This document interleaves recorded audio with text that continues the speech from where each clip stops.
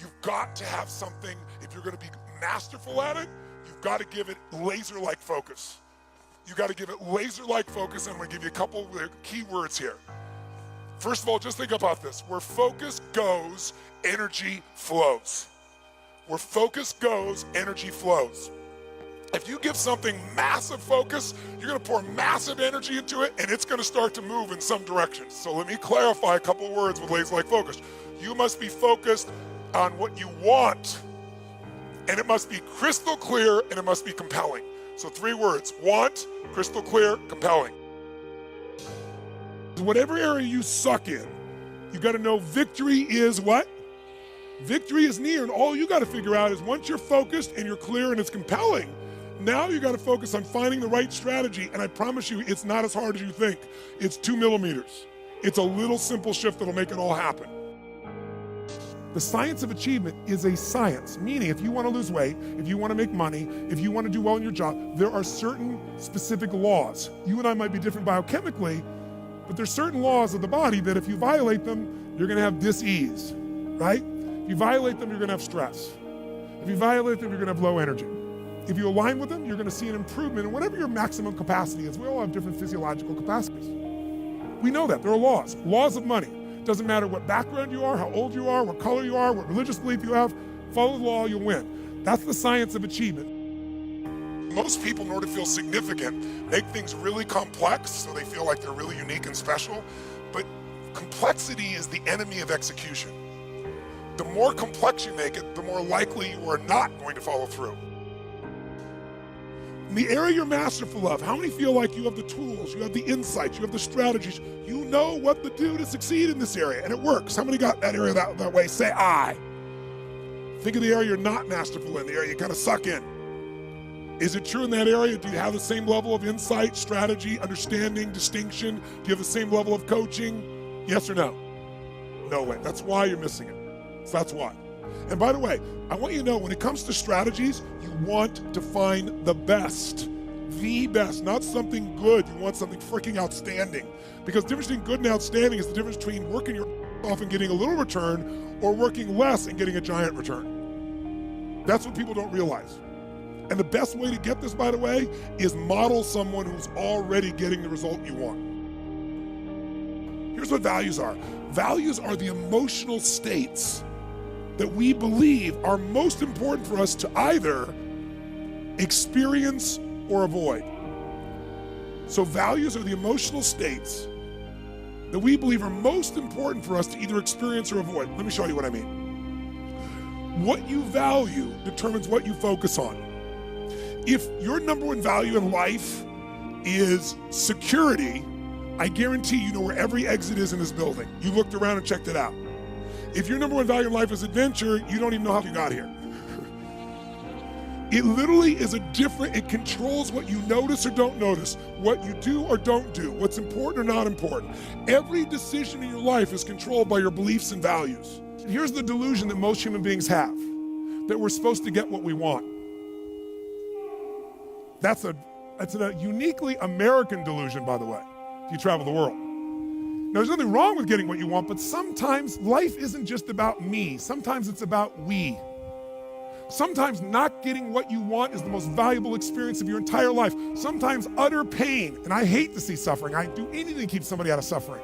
I feel people suffering. But I've learned as I've matured, sometimes pain is the greatest asset in the world because when people succeed, they party, and when they fail, they ponder. That's where the change comes from. Success leaves clues. In other words, if someone is successful, not once, not twice, but continuously, they're not lucky. There's something they're doing that's making their life extraordinary. If someone has lost weight and kept it off for 8 years, and they're fit and strong and healthy, they did something different than other people. They aren't lucky. They aren't just born with a great metabolism because they used to be fat, right? If somebody has gone from broke to financially wealthy, and they maintain that for 10 or 20 years, they aren't lucky. They're doing something different. Instead of envying them, or instead of just thinking they're lucky or liking them, learn from them. But who do most of us learn from? Whether we know it or not, who we spend time with is who we become. And we spend time with people we love, people that are our friends, most of which came to us by proximity.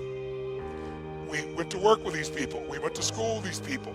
It was not something that was like, here's the ideal person to learn from. It's like, this is somebody that I enjoy. There's nothing wrong with that, but they shouldn't be your teacher. Look, I buried 3 parents. I had quite a few fathers. I've had the experience of being near bankruptcy many times when I was doing what I love, but I didn't know how to run the business. I was learning. I didn't go bankrupt, thank God, because I just wouldn't go over the edge. I've had those experiences where the doctor says to you, you have a tumor in your brain. That changes you. It makes you appreciate life in a different way. It makes you appreciate time in a different way. It shifts all your priorities. You don't have to wait till you have a problem.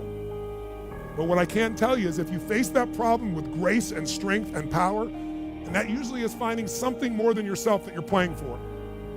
I always tell people, if you want to see somebody who's emotionally fit, where they get their strength, there's something in them that is so hungry that they have a drive that'll push through. And the most powerful ones have something that they're living for more than themselves. If you're constantly focusing on what you can't control, it's not hard to figure out. You're gonna feel stressed, you're gonna feel frustrated, right? You're gonna feel overwhelmed at times, or you might even feel depressed. There's no right or wrong, but you should know there's a pattern there just like this, and if it doesn't work, it might be good to change it. We all have to look at what we can't control at times. It's just which one dominates you. You better know what's coming. You know why?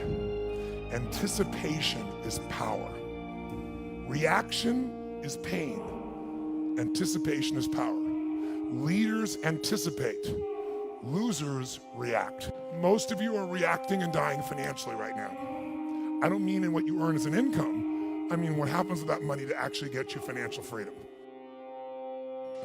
Leadership does not fit in. Leadership is authentic. Leadership doesn't mean other people follow you. If you're a leader, it just means you won't settle for anything less than you can do, be, or share, or give. That you're living life on your terms, no matter what somebody else thinks outside of their life here, ladies and gentlemen. If you want to build a muscle, you don't get it by being comfortable. The way you build a muscle is you push against enormous resistance, and that discomfort creates growth. And if you push hard enough and consistent enough, you get so strong that you won't go for comfort. It'll be comfortable just standing there. It'll be comfortable just taking on the challenge. Most people don't need a reason to feel bad. How's it going? Feel like crap.